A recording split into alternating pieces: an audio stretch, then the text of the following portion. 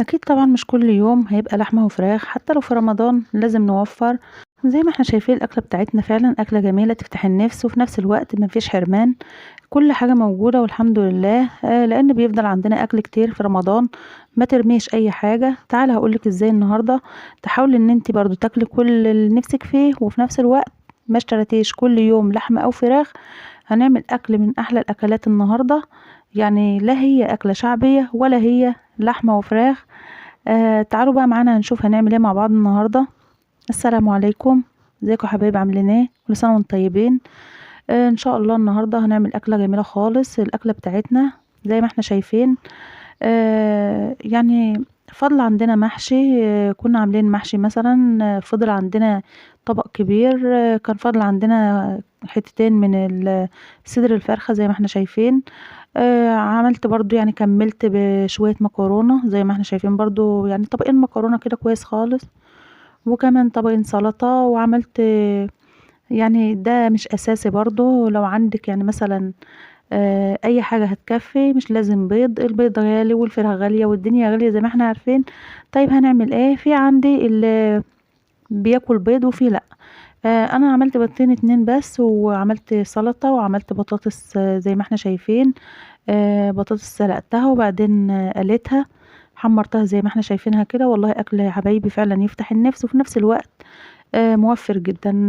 عندي قطعتين من صدر الفرخة فاضلين، وكان عندي طبق كبير من المحشي، وشوية المكرونة دول يعني حوالي ربع كيلو مكرونة كفاية خالص هيكفّي.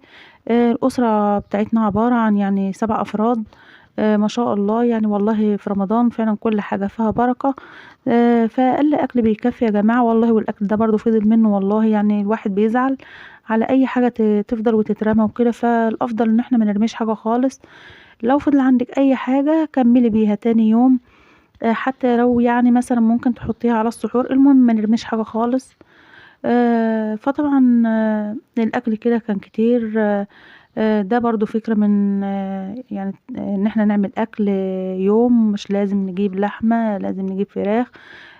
تاني يوم ممكن هيفضل عندِك أي حاجة تكمّلي عليها، مش لازم يعني يكون محشي ولا كده، أي أكل هيفضل عندِك كمّلي عليه. طبعًا يا حبايبي هنتكلم مع بعض شوية. إحنا انقطعنا عن القناة بقى لنا فترة. الفترة دي كانت يعني غصب عني صراحة، بس معلش. طبعًا عاوزين نعوّض مع بعض ونرجع تاني للقناة. فإن شاء الله نحاول إن إحنا نكمّل ونعمل فيديوهات. بس أنا ما بارضاش أعمل فيديوهات كبيرة علشان ما أطوّلش عليكم، بس في الأول كده شوية كده إن شاء الله هنبدأ إن إحنا نعمل فيديوهات برضه كبيرة، وفيديوهات يعني كاملة. يعني مثلًا لو هنعمل أي أكلة هنحاول إن إحنا نعملها كلّها من أولها لآخرها. وبعدين عندي فيديوهات كتير في القناة برضه، يعني لو دخلتوا القناة بتاعتنا هتلاقوا فيها فيديوهات كتير جدًا، يعني عندي أكتر من 200 يعني 200 وحاجة و20 فيديو أو أكتر، والله ما فاكرة بصراحة، بس يعني عندي فيديوهات كتير في القناة، فيديوهات كلّها مفيدة وفيديوهات كلّها فعلًا يعني قمة التوفير. بنحاول إن إحنا نوفّر في بيوتنا، وبنحاول إن إحنا يعني بأقل حاجة نعمل أجمل حاجة تكفّي أسرة كبيرة مش أسرة صغيرة كمان. فطبعًا زي ما إحنا شايفين حاجات بسيطة وبنعمل بيها حاجات كتير.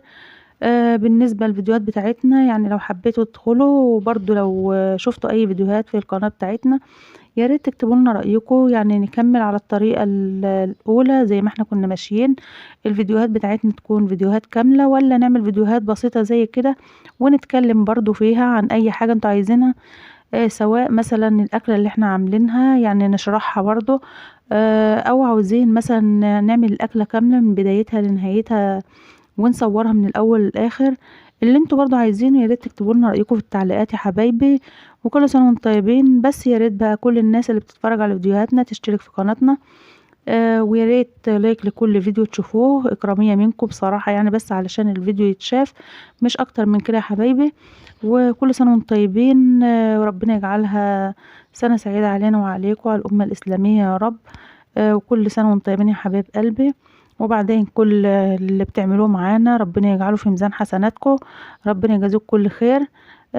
يعني بس مش محتاجين منكم اللايك واشتراك في القناة، والله لو شيّرتوا الفيديو يبقى شكرًا بجد يعني شكرًا جزيلًا ليكم كلكم. وبس يعني مش عايزين أكتر من إنكم تبقوا موجودين معانا في القناة، إخواتنا وحبايبنا في قناتنا، أحسن ناس وأحسن إخوات، ربنا يخليكم لنا وربنا يجازيكم كل خير، وشكرًا لكم يا حبايبي، والسلام عليكم ورحمة الله وبركاته.